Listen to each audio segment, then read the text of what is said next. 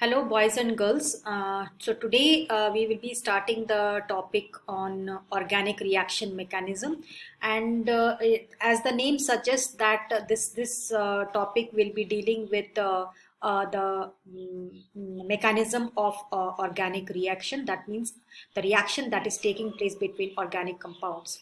Now, in general, substrate, it is attacked by a attacking reagent, and it gets the substrate gets converted to the product. But uh, when we are dealing with the mechanism, the first step is that when the attacking reagent attacks a substrate, the substrate breaks down to give the reactive intermediates, or to give the intermediates. And the substrate, it breaks in via two methods. One is the heterolytic breaking, another is the homolytic breaking. Now, before I proceed with the mechanisms, we have to deal with the concepts regarding these, what type of attacking reagents are there, and how many types of reactive intermediates are formed. So this is the topic of today's discussion. So first of all, let us see how many types of attacking reagents are there. That means these reagents will attack the substrate, and they will help to break the substrate into and the reaction proceeds via the intermediates, and finally the final products are formed. So that means there are two types of attacking reagents. One is the nucleophile, another is the electrophile. So let us come to the concept of nucleophile. Nucleophile, as the name suggests, it is an electron-rich species. That means it will love to attack a electron-deficient center. Now, they may be negative ions. That means it can be a carbanion, or it can be a neutral molecule, but it must be having some free electron pairs. A nucleophile, it is represented by a general symbol like Nu minus. So the minus signifies that it is electron rich, but this minus, in many cases, some species are neutral. That means they do not carry a negative charge, but still they are nucleophiles. For example, it is the ammonia, or the primary amines, or the water, or the alcohol. Now, the examples of negatively charged species that are nucleophiles are the halides, the cyanides, the hydroxyl ions, and the RCH2 minus ions. Now let us come to the concept of electrophiles. The electrophiles are electron deficient species, but they love to attack a electron rich center. And they can be, that means they can be a positively charged species like the carbocations, or they can be a neutral molecule but having electron deficient centers. And electrophile is represented by E plus. And examples of positively charged species that are behaving as electrophiles are the H plus, the halide positively charged species, the nitronium ions, the R3C plus, the SO3H, and among the neutral species are the aluminium trichloride and the boron trifluoride.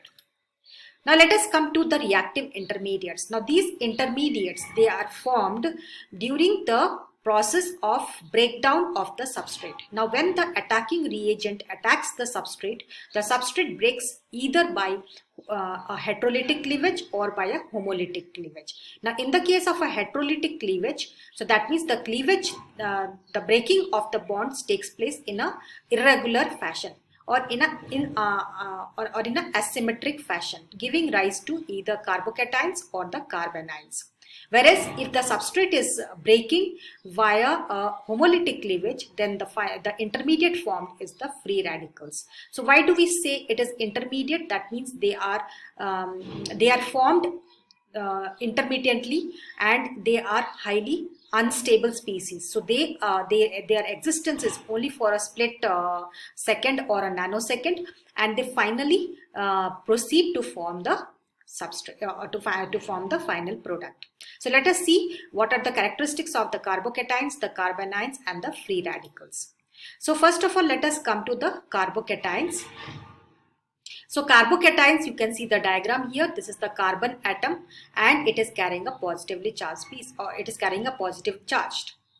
Now this carbon atom, it is sp2 hybridized, and the bond angle is the 120 degrees. So that means it has got a planar structure. Now that means this carbon atom, it has got 6 electrons. and that means it has got 3 CH bonds, and one of the p orbital, it is not involved in bonding, and it is also unhybridized. Now this carbocation, because it is carrying a positive charge, it has a very the stability of the carbocation is very, very less. Then how can you stabilize the carbocations? So that means the carbocations, they can be stabilized by either the resonance effect or the inductive effect or the hyperconjugation effect. So let us now consider each of these effects, how these resonance or inductive or hyperconjugation can help in thus increasing the stability of the carbocations. So here 3 carbocations are mentioned here. One is the benzyl carbocation, one is the allyl carbocation, another is the vinyl carbocation. Now in the benzyl carbocation, here you can see that the positive charge is on this carbon atom. So if this benzyl carbocation is exhibiting resonance, and the positive charge, that means anything that helps to dissipate the positive charge on this carbon atom, will help to increase the stability. And this the delocalization of the pi electrons helps to minimize the localized positive charge on this carbon atom. You can see that in these species there is no positive charge on this carbon atom. So that means the more the number of resonating structures, the more the stability of this benzyl carbocation. Now let us come to the allyl carbocation. Here also the positive charge is delocalized. That means it is dissipated because of the delocalization of these pi electrons, and even if the resonating structures are less, but still it is stabilized. The positive charge is stabilized through resonance. Now let us come to the vinyl carbocation. Here there is no resonance. That means the positive charge is highly localized on this carbon atom. So that means the stability is very less. Now, how can you explain the stability of this carbocation by inductive effect? As we know, what is the inductive effect? It is the ability or the tendency of the electrons to be of the tendency of a atom or a species to attract electrons towards itself. Now, here we can see that these are the carbocations, and here the methyl groups attached to the carbocation is having a plus I effect. So that means the more the number of methyl groups, so the more the positive charge is decreased on this carbon atom. So that means here we can see that the tertiary carbocation is highly stable as compared to the secondary, and the secondary is highly stable as compared to the primary. Now, how can you explain the stability of the carbocation by hyperconjugation? Hyperconjugation means that it is the delocalization of the sigma electrons, and that means the carbon atom, this carbon atom is attached to the carbocation, and this is called as the alpha carbon atom. So that means the sigma electrons that are involved in this bond, they are delocalized, and this helps to decrease the positive charge on the carbon atom. And that means the more the number of hyperconjugating structures that you can draw for a particular species or for a particular carbocation, then the more the stability. So that means again you can explain the greater stability of the tertiary carbocation as compared to the secondary and the primary. Now let us come to the carbanion. The name suggests that it is a negatively charged species. That means this carbon atom is having excess of electrons. That means it is having 8 electrons on this carbon atom, and this is a sp3 hybrid orbital, and it is containing a lone pair of electrons. And this structure is, you can either say it is a pyramidal structure or it can be a tetrahedral structure. But this carbanion, again, it is carrying a negative charge. This is stabilized by resonance or inductive effect. Now, how can you explain the stability of a carbanion by resonance? As we said in the previous slides, that if there is a factor that can decrease the charge distribution on this carbon atom, it will help to increase the stability. So that means the more the number of resonating structures, the resonance means the delocalization of the pi electrons, and if the more the number of resonating structures, the more delocalized the negative charge will be, and hence the stability of the carbanion will be more. So we can also explain the stability of a carbanion by inductive effect.